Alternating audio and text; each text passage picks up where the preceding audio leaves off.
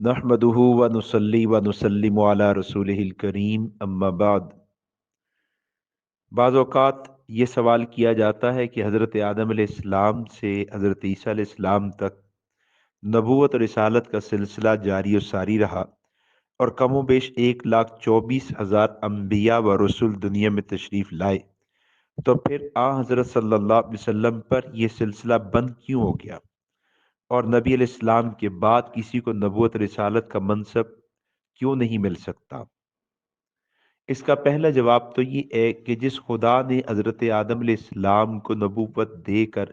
سلسلہ نبوت کا پہلا نبی بنایا، اسی خدا نے حضرت محمد صلی اللہ علیہ وسلم کو نبوت دے کر سلسلہ نبوت کا آخری نبی بنایا ہے۔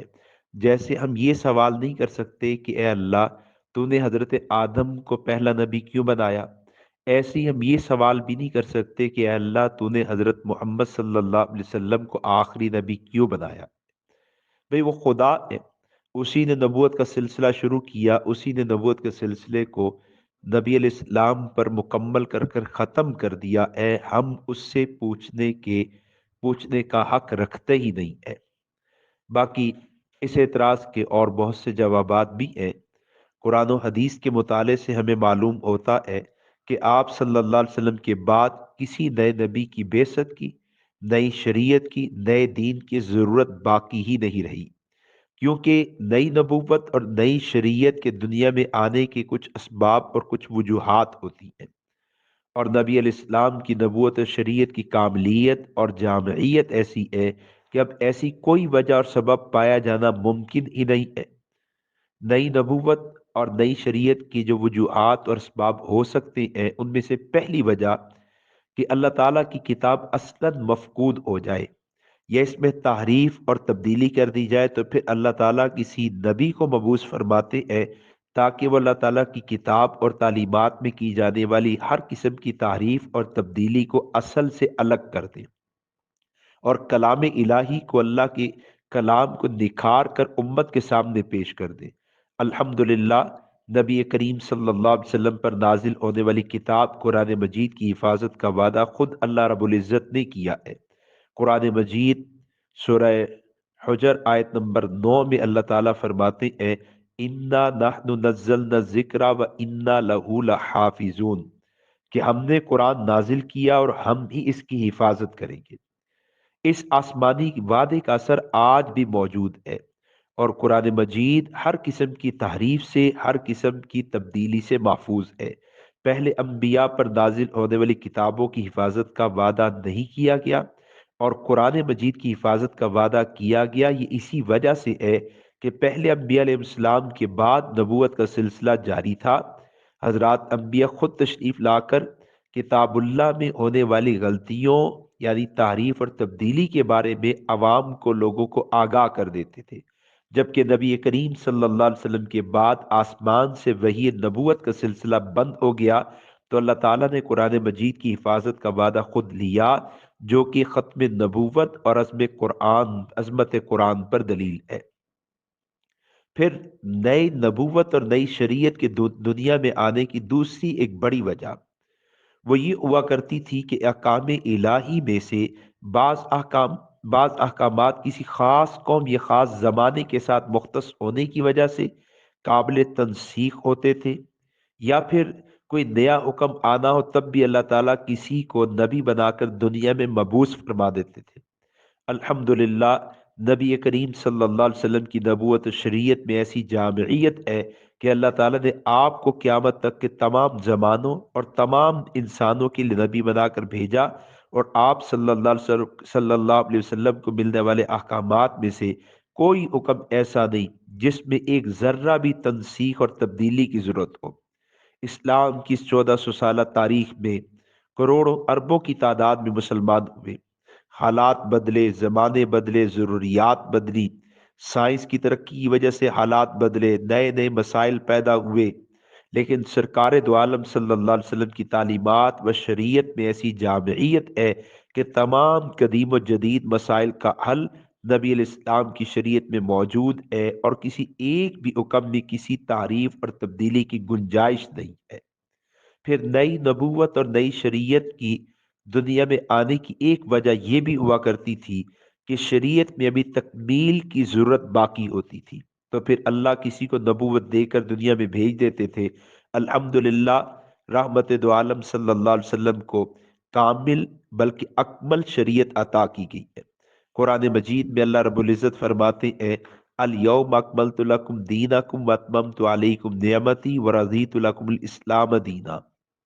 کہ آج ہم نے تمہارے لیے دین مکمل کر دیا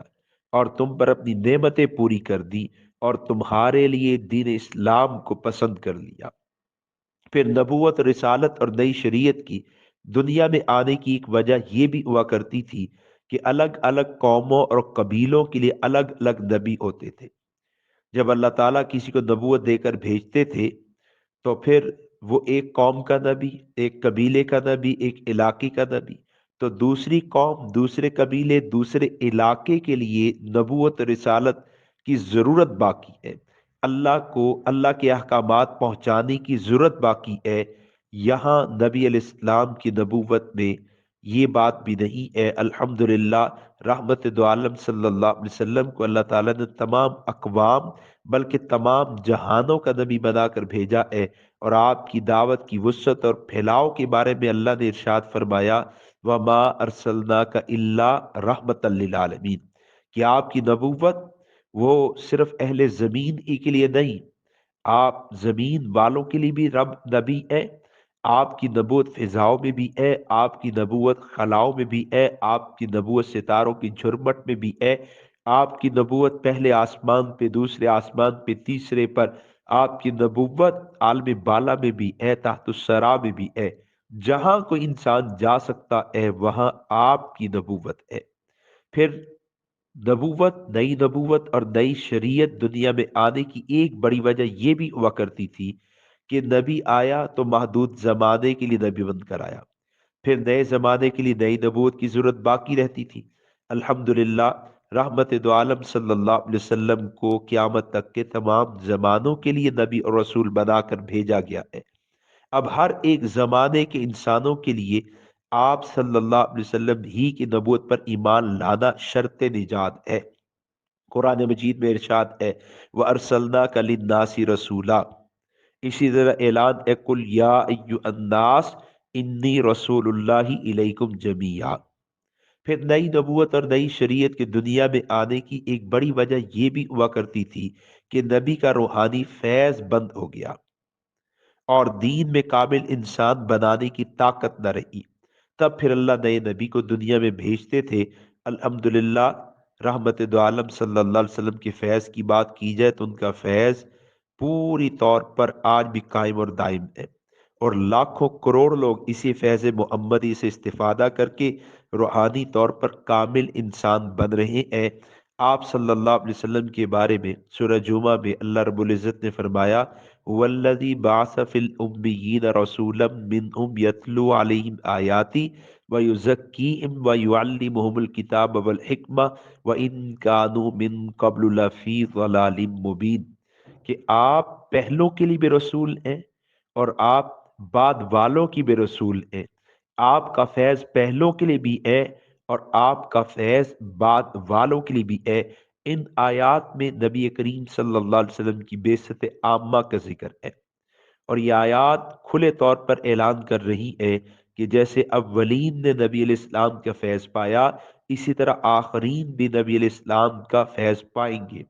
اولین نے بلا واسطہ فیض پایا جبکہ آخرین واسطوں کے ساتھ فیض پائیں گے، لہذا فیض نبوت جاری ہے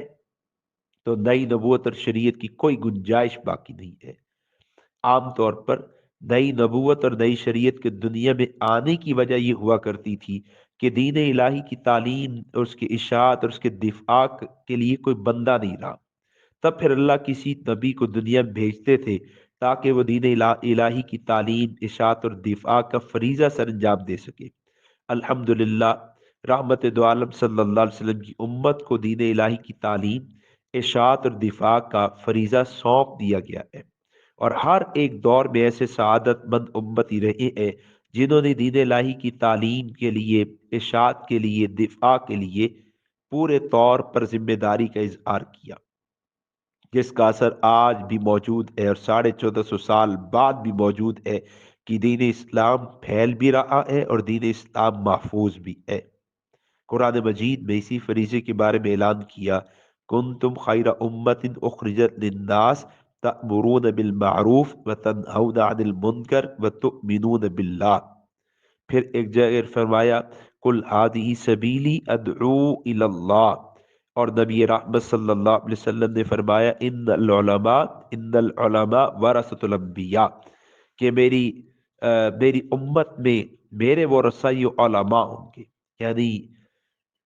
پہلا طبقہ جو نبی علیہ السلام کی جانشینی کا فریضہ سر انجام دے گا اور دین کی تعلیم میں، دین کی اشاعت اور دفاع میں اپنا کردار ادا کرے گا، وہ علماء کا ہوگا۔